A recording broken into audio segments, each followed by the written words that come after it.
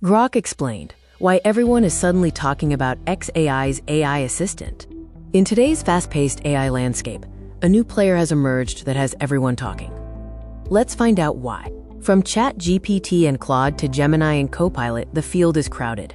Now we have Grok, but does it truly stand out? Grok isn't trying to replace the giants you already use. It's designed to earn a vital spot in your existing AI toolbox.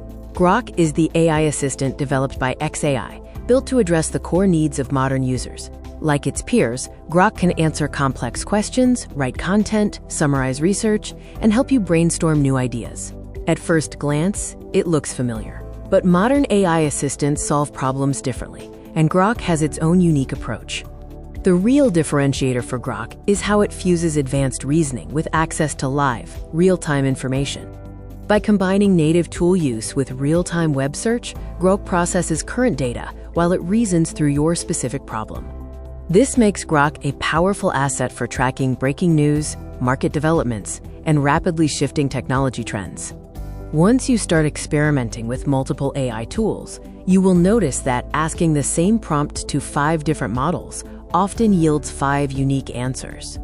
It isn't about one being right and others being wrong. It is about recognizing that each model possesses different training, priorities, and response styles. Many users find Grok to be more direct and conversational, and that alternative perspective can be the exact insight you need to change your thinking.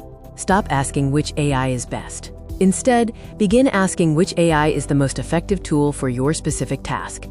ChatGPT excels as a general-purpose all-rounder, while Claude is specialized for handling long documents and Gemini integrates seamlessly with Google services.